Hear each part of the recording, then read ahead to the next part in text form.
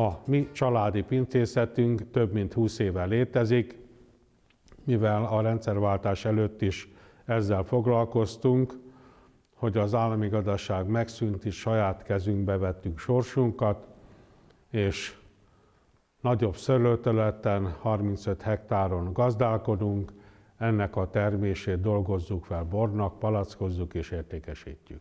A mi szőlészetünk és a borászatunk főleg az 1000 jó, az 1000 jó körül alakul ki. Na most az 1000 jó, már a neve is mondja, hogy 1000 jó, tehát ez egy 1000 arcú termék, amiből a könnyű, fiatal, friss, tehát a hétköznapok üdítő borától a legnehezebb, legtestesebb termékeket is elő lehet állítani. Készítünk belőle könnyed, fiatalos borokat, mert valamikor ez az 1000 jó az itt lévő parasztember bora volt, a sonkához, a kolbászhoz, a nehéz ételekhez, nehéz munkához ezt fogyasztotta, jó sok savval, jó sok szódával, és akkor a folyadék utánpótlása is megvolt. Hát mi a szódát nem szeretjük, mert a borban van elég víz, tehát inkább ezért tisztán ajánljuk, tehát vannak ilyen könnyed, fiatalos 1000 jó boraink, amik oltják a szomjat a nehéz munka mellé, ajánlatos. De vannak nehéz tesztes 1000 jóink, ami ezen a közel 60 éves ültetvényen teremnek, ez a régi svábok által meghonosított ételek mellé a sülcsülök, a párolt káposzta, a gombóc, tehát ez nem igazán ilyen kalóriakímélő étel, és emellé már ez a klasszikus 1000 jó, amit későn szüretelünk, 2 évig érlelünk, egy ilyen nagyon komoly bor, egy ilyen nagyon komoly ételhez már igencsak jól illik. Készítünk 1000 jóból, többet szőlőből készül bort, asszút és jégbort. Ezek nagyon édes borok, 150-180 g per liter cukortartalom között, tehát lényegében egy 6 puttonyos asszúnak megfelelő édességi fokozat ez. Különböző ételek mellé ma már formabontásnak számít a divatos előételként egy sült libamájat, mondjuk egy ilyen desszertborral bekínálni, de akár az étkezés végén a desszertek mellé, vagy ha szeretik a vendégeink a tartalmas, nehéz, illatos, vagy szagos sajtokat, kék-zöld penészes, nagy zsírtartalmú és erős illatú, itt a magyar márványsajt, vagy ehhez hasonló sajtok mellé is nagyon kiváló egy ilyen bor.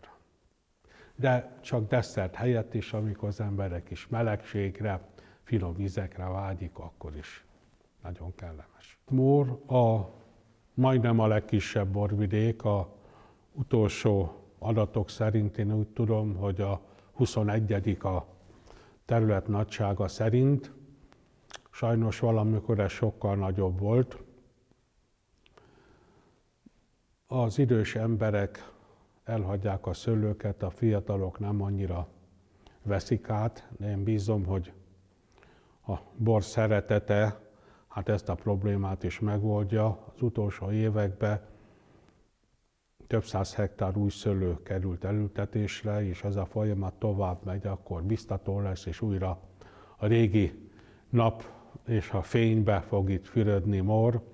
Hűvösebb, csakadékosabb, szelesebb az időjárás, mint a környezők hegyekben, borvidékeken, ezért itt a fehér szőlő honosodott meg, és egyetlen egy olyan borvidék a Móri, ahol más szőlő nem jelent meg hosszú évszázadokon keresztül, tehát körülbelül az utolsó 100 évig az 1000 jó szinte 90-100%-ig meghatározó volt.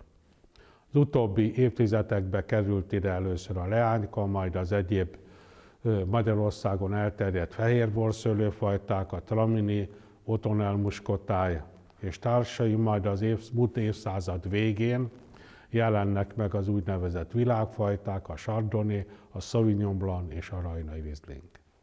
A 2012-es jó évjárat mondható, mivel az elmúlt években a 2010-es volt egy kicsit gyengébb, a többi mind komoly és jó évjárat.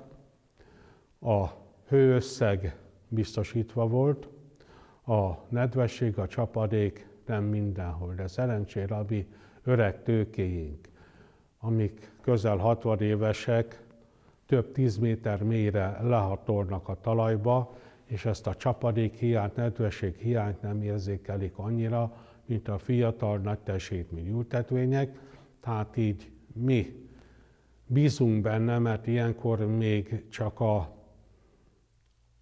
az elsődleges ízeket, zamatokat tudjuk érzékelni az új boroknál, hogy nagy borok lesznek ebből, csak hát a nagy boroknak idő kell, hogy itt moron vagyunk, ezek az ezerjog 1-2 év után fognak majd igazán kiteljesedni, és akkor tudjuk leellenőrizni, hogy igazat mondunk el most, tehát bízunk egy nagyon nagy évjáratban. Szerencsére tavaly évben sikerült újra jégbort születelnünk, és bízunk benne, hogy nyáron vagy ősszel már a piacon is kapható lesz. A friss, könnyű, illatos, zamatos borokat szeptember végi, október elejé születelésből készítjük, amíg a nagy desszertborainkat november vége, sok esetben decemberben, amikor már a szőlőbogyók elveszítik a víztartalmukat, összetöppednek, nagyon magas cukortartalom alakul ki belőlük, és ezeket válogatva a tőkékről leszemezgetjük, és különleges technológiával pépet készítünk, majd bort terjesztünk belőle. Itt az évjárattól függően, hogy milyen hőmérséklet, milyen csapadék volt, tudunk többletszőlőből készült borokat, ami nagyon kedvelt a mai világban. Ez mind-mind ezerjóból, és ráadásul olyan ültetvényen, ami jelenleg 59 éves, tehát jövőre már 60 éves tőkék lesznek, nem nagy termés átlaggal, de csodálatos minőséggel. De ha az évjárat engedi, sajnos az utóidőben nagyon ritkán a jégbor születelés, amit ugyancsak ezen az ezerjó táblán hajtunk végre, itt a -7 Celsiusok alá kell süllyedni a hőmérsékletnek, és ilyen alacsony hőmérsékleten szedjük a szőlőt és préseljük ki, és a borásztól függ, hogy milyen cukortartalmú mustot préselünk, mert folyamatosan olvad ki a jég, és ez egy döntés kérdése, hogy milyen tömény, milyen sűrű legyen az ezerjó mustunknak a cukortartalma. Utolsó az 2009-ben volt, tehát 2009-től 2012-ig nem volt jégbor, mert amire ez a -7 fok megjelenik, addigra vagy a madarak, vagy az állatok, vagy más egyéb behatásra eltűnik a szőlő a tőkéről. Tehát ez december közepéig jó, hogyha elérjük ezt a hőmérsékletet, mert akkor tudunk. Na most, hogyha nincs a hőmérséklet, akkor az évjárat kárba veszett, tehát a rizikója és hát anyagi áldozata is van ennek, de ez bőségesen megtérül, mivel egy nagyon keresett, divatos termékről van szó, és jó minőségben nem tud az ország produkálni annyi jégbort, amennyire szükség van. A feleségemmel ketten ebbe a szakmába dolgoztunk, tehát lényegében folytattuk csak más keretek között. Régi pincéket megvásároltunk, felújítottuk, rendbe raktuk, gépeket, tárolóedényeket vásároltunk, és elkezdtük újra előről. Ma már a fiam is ebbe a szakmába dolgozik, átvette a borászat irányítását, a borkészítést, a kereskedelmet, jelenleg már csak a szőlő az én felügyeletem, de remélem hamarosan ettől is megszabadulok.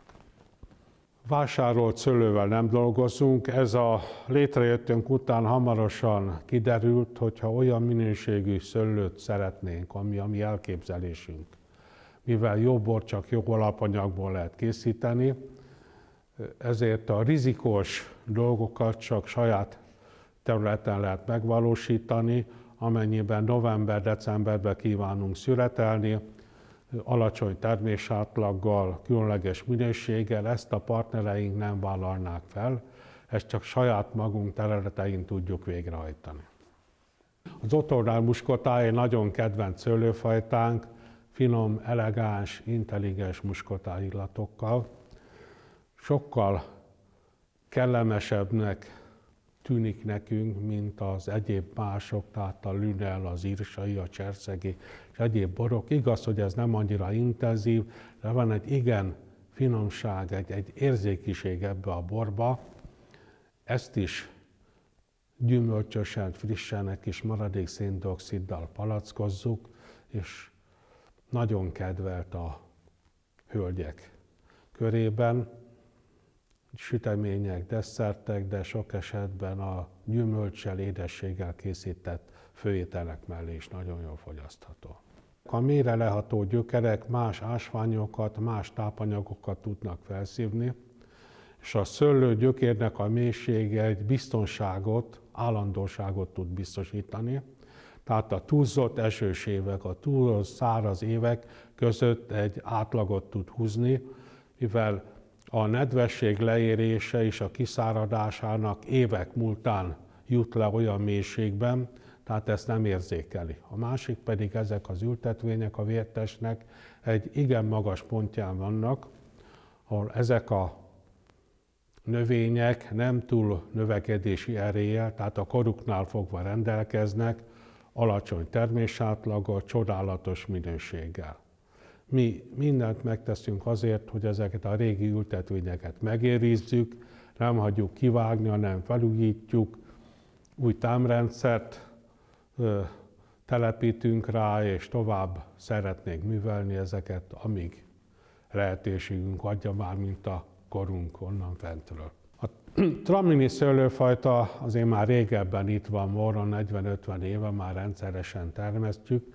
Nagyon jó a környezet, ahol előállítjuk, nagyon jó a talaj, egy fűszeres, rózsaillatú bor készül belőle, amit klasszikus módon, tehát fahordós érleléssel állítunk elő, tehát egy zamatosabb, de nem annyira friss, nem annyira könnyed, hanem egy kicsit nehezebb, ilyen mélyreható ízeket, zamatokat rejt ez a bor, és hát desszertek mellé ugyancsak, tehát a tartalmasabb desszertek mellé ajánljuk.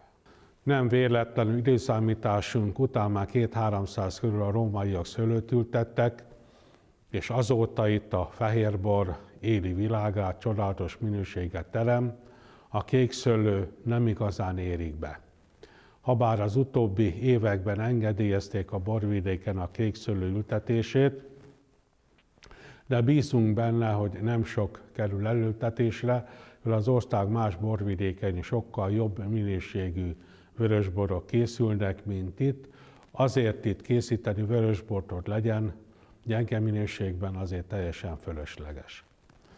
De a fehérborok azok, amik jók és meghatározók. A fehér szőlők közül is csak a középérésűek, amik nagy biztonsággal minden évben beérnek. A késői érésűek, a furmint, hárslevelű, jufark és olasztizink és társai nem minden évben adnak olyan minőséget, hogy érdemes legyen velük foglalkozni. Én bízom benne, hogy ha az időjárás nagy változásokon keresztül nem megy, akkor marad ez a fajta összeszéle, és őseink bölcsessége szerint csak fehérbort fogunk készíteni. A többetszőlő sűrűbben szüretelhető, mint a szubor. A többetszőlő az ezerjú bogyóknak a vízvesztéséből áll elő, tehát összetöppednek, és egy mazsolla-szerű, szép arancsárga bogyókat tudunk szüretelni. Amennyiben az évjárat olyan, hogy a hajnali ködök nedvességet biztosítanak a botrytisnek, tehát a nemespenésznek, ami megtelepszik a bogyón, és rá telepedve egy különös íz-zamatvilágot kölcsönöz a bogyónak, ami később a szőlő keresztül a borba is belekerül, akkor tudunk aszút szüretelni. Sajnos Móron csak 10 évente körülbelül egyszer-kétszer lehet, tehát ilyen ritkán előforduló, de akkor nagyon kiváló aszúborokat sikerül szüretelnünk. Ennek már közel 200 éves irodalma is van, hogy már akkor szüreteltek itt Móron 1000 jó aszúborokat. Szerencsére annyi ilyen eredményünk van, hogy nehéz ezt fejbe tartani.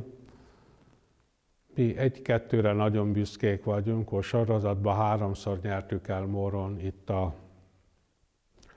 a Móri borvidék legjobb bora, vagy a városbora címet, de ezt csak 3 évente lehet elnyerni, és ezt 3-szor sikerült már elnyernünk.